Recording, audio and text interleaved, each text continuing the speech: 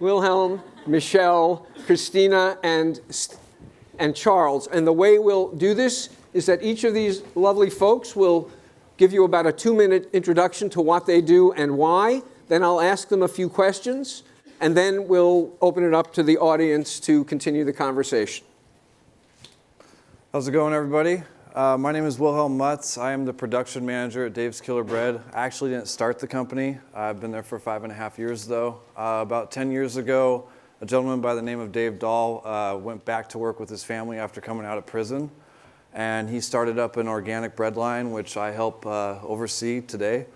And we are also a second chance company. About 30 to 40% of our workforce does have a criminal past, myself included. And we've also been doing a couple things the last couple of years. We have a corporate foundation that's geared towards getting other employers to take on our role in the community and employ, second chance citizens as well. It's an amazing place to work. It is by far one of the best decisions I ever made going to work there after I got out of jail. And it's a beautiful place. So. Hi, I'm Christina Stembel, and I founded a company here in the Bay Area called Farmgirl Flowers. And what we do is we create a better, we think, way to order flowers online. So instead of having hundreds of options like leading e-commerce companies, we offer one daily arrangement. And we use 100% American-grown flowers. And then we wrap it up in recycled coffee bags, and we deliver it by bicycle in San Francisco. We now ship nationally. That's not by bicycle, although the couriers would love to do that. They do one a year probably. And it's also equally important to us to run our business with integrity. So we really are trying to create an integrity-driven company where we try to make the right decision in every area based on what's the right thing to do. Both for our customers, our crew, and for our vendors. Hi, I'm Michelle Meyer, and I'm the founder of Emissaries. And Emissaries is a recruiting agency that specializes in covering parental leaves via a network of freelancers. And as far as I'm aware, we're the first agency that is tackling this niche. And we have some amazing freelancers in our network. A lot of them have won industry awards. These are vets or super temps, if you may have heard that term. And just in case you missed what's happening in the United States, the state of parental leave is really poor in the United States. We're the only industrialized nation in the world to not have paid maternity leave. 87% of Americans don't have access to paid leave through their employers. 1 in 4 women return to work after 2 weeks of giving birth. So America needs service like this, and not only to have paid leave, but then also policies to support that. And I came up with this idea because I myself was a freelancer for 7 years, often covering maternity leaves, mainly in the media world in New York, Silicon Valley, and LA. And it has a domino effect on so many things if you offer and then support paid parental leave. It affects, as James had mentioned earlier, the labor participation rates for women, the gender pay gap, our economy, company success, and then you can't forget about the health of babies and families as well. So. My name is Charles King. I'm the CEO and founder of Macro, which is a multi-platform media and entertainment company where we focus on creating and financing premium content across all platforms, film, television, and digital content. And we're focused on African American, Latino, Asian, and the marketplace that we call the new majority. This is the audience that right now makes up 40% of the demographics of this country, soon to be by 2043, the majority minority. And, but yet, in the traditional halls of Hollywood with the television studios, the film networks, I'm sure all of you guys recently saw Oscars So White this year, as well as last year. Yet 5% of the movies that are financed and packaged by the traditional Hollywood establishment are actually focused on this audience that consumes more content on every platform, that consumes more content on their phones, that's online more, watches 40% more television, and actually makes up close to 50% of every ticket buyer. So we started this company in January of last year to provide access to capital for the storytellers and the artists to make content that actually is a more accurate reflection of our marketplace, as it will help shape and drive culture and have a positive effect on our communities. Prior to launching the company, I worked in the agency world where I was a senior partner at one of the largest talent agencies in the world, WME, and represented an incredible group of artists and was an artist advocate. So I've now gone to the other side to advocate for the community in a different way and in an empowered way. Let's give let's give a little love to these people.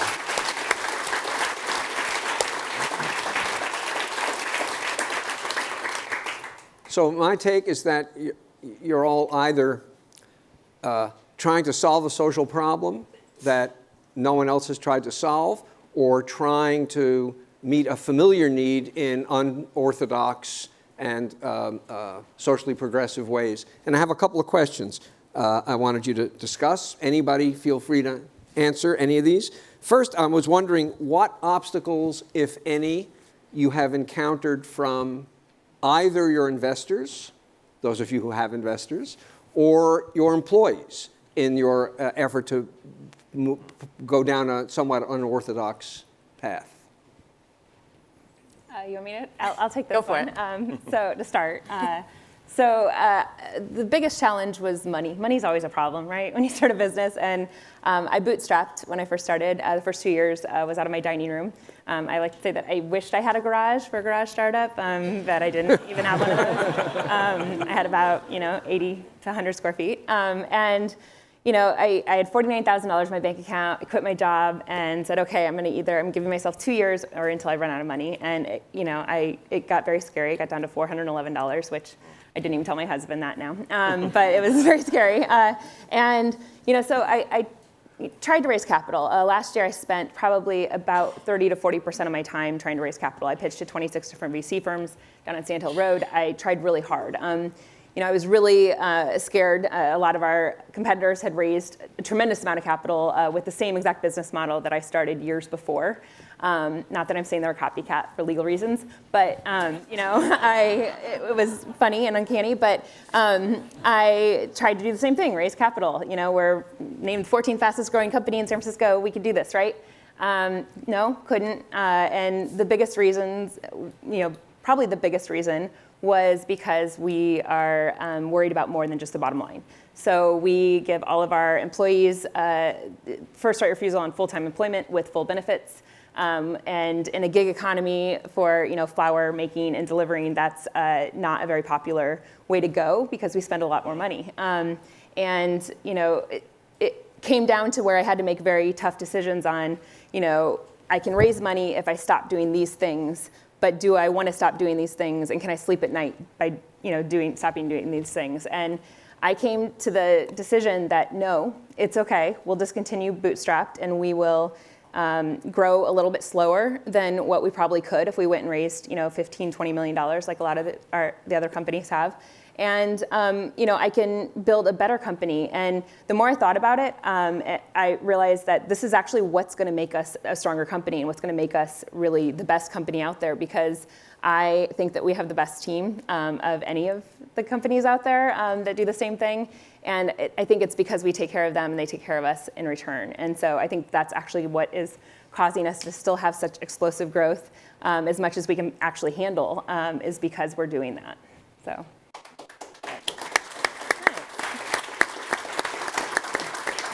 Anyone else want to make a brief comment on this topic? I'll jump in. So I'd say initially with capital, with identification of capital, initially until I found the right partners, I think it was actually to explain how 15 to 17 years of experience as a partner in the service industry, as an artist advocate representative in packaging and representing talent, how that would prepare me to actually translate to becoming a CEO of a company, to finance movies and to team build. And so initially there was probably some challenges with that before I was speaking to the wrong people. But once I actually got into the right pocket of people who understood the mission of the company and I could translate more of the story, then it was things fell into place. But it was identifying the right capital in the earlier stages of the company. I can address that as well. So I will start by saying that we were fully embraced by the freelance community. There's, by 2020, 40% of the workforce will be freelancers. And a lot of them want to stay 1099, and they want to have control over what projects they take and when they work and that sort of thing. They want that flexibility. So we were truly embraced by the freelance community who wanted to work with a recruiting agency versus a staffing agency, wherein a staffing agency takes a cut and forces them into W-2 employment when you don't even necessarily need that. There's a lot of misconceptions around that with some companies that they think that they don't have liability if you're hiring a staffing agency, but there's always joint liability. But from the standpoint of what roadblocks we've hit, of course we're hitting roadblocks because we're paving a new path. And a lot of roadblocks that we're hitting are, I have to do so much evangelizing for paid leave in general because so many companies don't offer it yet, so many states don't offer it yet. But that's changing a lot from the news that we've seen recently in New York and in San Francisco. So there are changes being made. And then for those companies that do offer paid leave, it's so surprising because I talked to a lot of the companies who last year announced new paid leave policies, but they have announced that but have no support practices in place to support it. So I talked to a lot of women who are pregnant and they're concerned about what's going to happen, that great, they have 6 months off, but what does that mean for their team? And that's who this really affects is the teammates, that they don't have to cover off on that workload. You can get a freelancer in there, the team is holistically happy. So. You good? I can't really speak to the investor side of things, and through some of the conversations I've heard over the last couple of days, I'm actually fortunate and happy for that. But the employee piece that I can speak to, what we do as a company, it's amazing.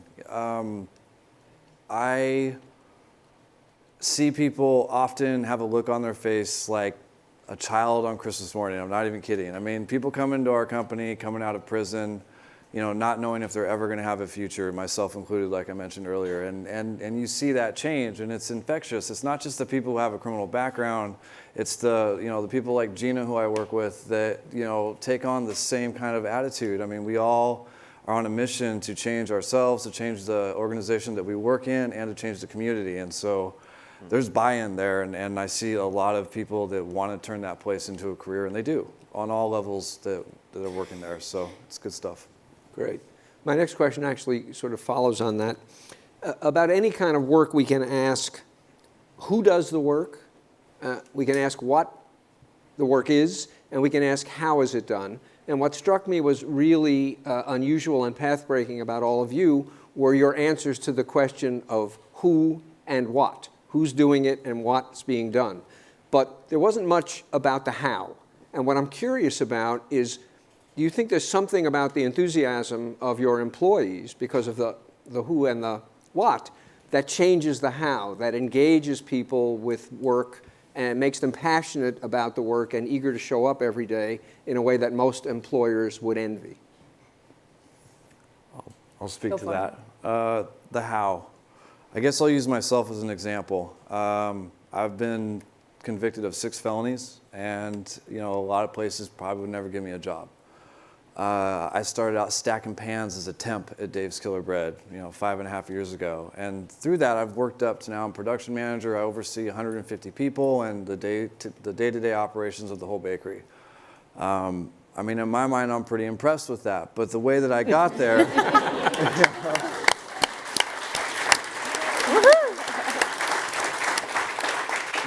on your website, you said it takes a village. And for us, it's kind of the same thing. I mean, it's not just my abilities. I walked into a place and people saw the value in me, and they made me see that value as well. And now I'm in a position where I get to pass that same thing on. I'm grooming people to come up to the organization just like I did. And we do that through mentor programs. We do that through outside organizations coming in to teach people how to have a bank account, how to pay rent, how to search for an apartment. We teach people the apartment companies out there that will rent to felons, and it's all happening within our organization. And so there's more buy-in there. Everybody wants to be there. And again, it's not just the felons that work there. Actually, we don't like that word. But, the people with the criminal past, it's not just them. It's everybody that comes in there. They want to be a part of something bigger. And we're the #1 organic bakery in the country. So, Wow, that's awesome. It's pretty magical what's going on there. I guess that's the how. So let's go down the line on this one. So I actually don't know how I got this lucky because I have the best team. I mean, they have to start at midnight during busy times. Who wants to work 12 to 14 hours? And they're such fangirls and boys of what we do. And, and listening to a lot of these sessions, I think we've done a lot of things right. It was great validation, because we get rid of, all the business school books I read were, to fire fast and get rid of the bad apples, as people were talking about earlier, and, really encourage collaboration on the team. And so everyone feels like they have a voice. And I'm just amazed by how, the how really is just hustle. Our team hustles. We do everything in-house. From customer service to design. We call it Ford Motor Company, and so to your quote earlier on production lines, we call it that. I mean, it's with pride, actually, and people still really enjoy it. Yesterday was Administrative Professionals Day, our 3rd busiest day of the year, and, we needed them to put out 2,000 orders yesterday and then do it again today, and Mother's Day is next week, and we just moved into a new warehouse, and yet everybody still comes with a smile. They're happy. We don't have perks like free food. We don't have, the joke at our team is we don't have a water cooler. We have a Brita in a walk-in cooler, because I'm like, we have 3,000 square feet of cooler space and some Britas, it's cheaper. But, so, and yet they're still so joyful. And I think it's just, we have this great team that respects each other, and everybody cares so much about the product they're putting out. And even I'm constantly having to make people go home sick so they don't get everybody else sick, because they will all come in with snot all over their face, and and I'm like, you're sick, go home, So I just feel really blessed that I have this team, because that's really, everybody wants to know our secret sauce, and that's our secret sauce, Nice. So, yeah. Okay. I'm sorry, go ahead. Yeah. Emissary, the word by definition means someone who's sent on a mission to represent someone else.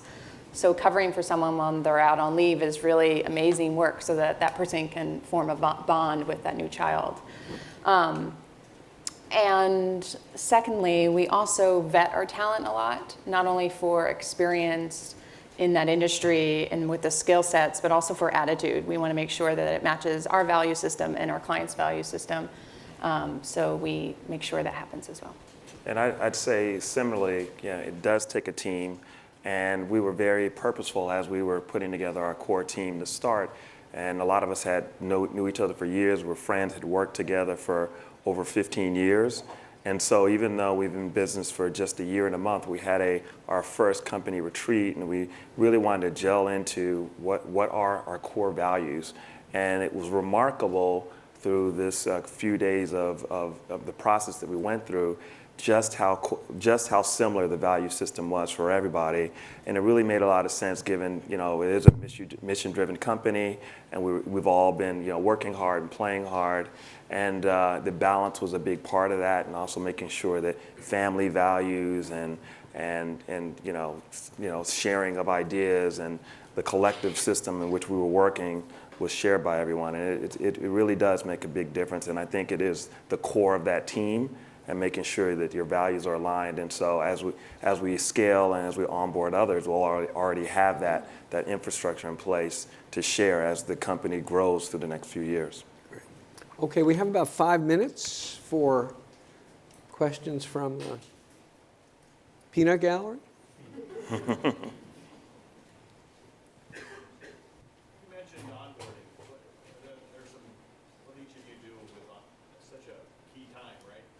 Are you talking to me or to Christina?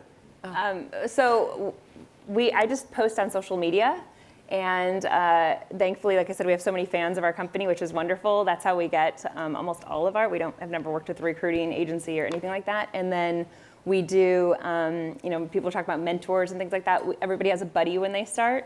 And we've really kind of honed what will help people. We're now at 63 employees, full-time employees, and then also about 20 contractors as well. And so I think that helps people not get lost. And it's very different than when it was in my dining room with one employee. Now I need to rely on other people to help people not get lost in the fray. Yeah, we also use a lot of social media, and we get a lot of incoming, and we sort through that and make sure that there's a team of people that will even meet with interns before they come in. That's how important the culture is, and we value everyone's voice. So even in the first year, I met with every single intern before we hired them, just because we were so early in the gestation of the company, and it was just important to have that. And we aim to work with the very best freelance talent, so those folks who know how to market themselves as really great freelancers. So they have amazing portfolios and LinkedIn profiles and resumes and references, and then we vet through all of them via Skype interviews or online chats and in-person meetings. And then also it's a very incestuous community of freelancers. They all kind of know each other, and so I've been lucky that the community of our network has grown really quickly because of that. I have a question back here. What was a moment, like what was the thing that gave you the courage to leave your job, especially you, Charles, because it was probably a pretty cushy job with golden handcuffs, right? So what was the point where you said, no, I'm going to do this. I am going to walk away from this career. Yeah. I'm going to give it all up and do it. Well, the good thing was when I moved to Los Angeles after law school, I went into the agency world with a vision to actually start my own company and to do what I'm doing now.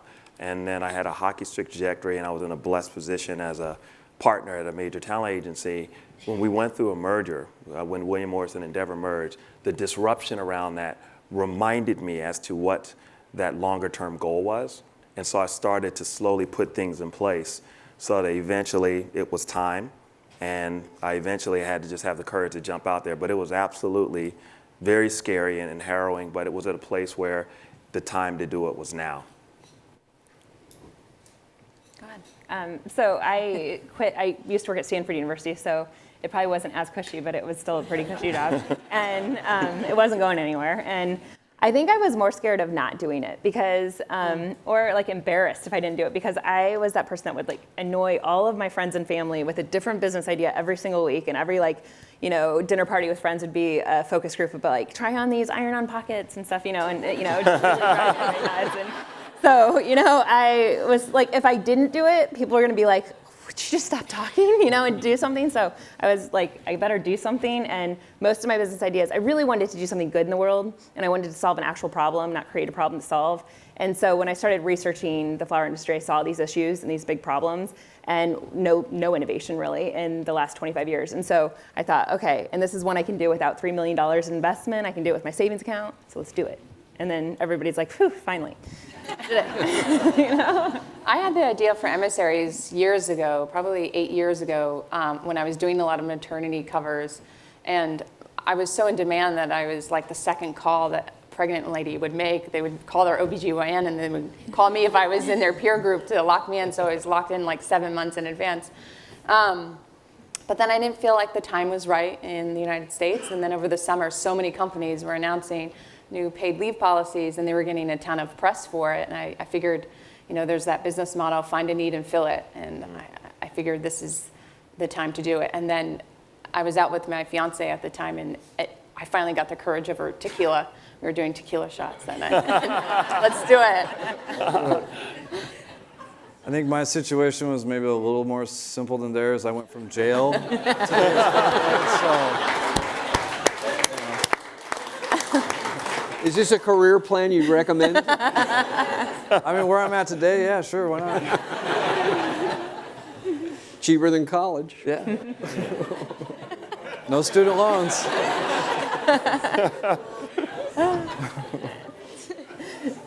We have 1 minute. So does somebody have a really quick question? If not, I guess we can be the first session all day that ends a little early. Awesome. I saw a hand up there. Yeah. There was a hand. There was a girl in the back. There's a question. Oh, yeah, sorry. Oh. You can hate Julianne Cromit from Google. Oh, goodness. All right, Julianne. So I had a quick question. When we talk about entrepreneurship, often I've been at conferences, and often it's not talked about the loneliness or about the grit that it takes early on in your process. And I was wondering if, as we close, if you could each maybe share a moment where it was a turning point for you in that loneliness, or how you managed through that as you were growing at the early stages. You want to start? I don't think I've hit that point yet, to be honest. I launched Emissaries at the end of November, and I'm still very much in the nitty-gritty of everything, and I have awesome moments and equally horrible moments as well. So You're going to have them, so we'll do tequila, okay? yeah. So I see the light at the end of the tunnel, because a lot of companies are making that transition to offer this and support these types of policies, but not there yet. Yeah, I would say the same, because I have such a great team. We're constantly supporting each other, and also have a very supportive family, and also a great group of advisors who've been incredible through the process. And then also, once I actually closed on and really identified my lead investor and partner, it was a transformative scenario. And I think when that happened, it really did open things up for us. But I think before then, we were probably, challenged, but the team and the advisor support was helpful during that time. Oh my gosh, Okay, I was so lonely. Sorry, but what is wrong? I was so lonely. It was like me in my dining room crying. But, but really quick, the thing that the turnaround, to answer your question, was when I was really, really depressed and $411 in my bank account, going out on the street with one of my bouquets to go deliver at 8 o'clock at night, because I took any order that would come in. And 2 women walking down the street recognized my bouquets with the burlap wrap. And I was like, got in my car and I cried happy tears, because I'm like, yes, it's gonna work. It's gonna be okay. It's gonna be okay. Thank you.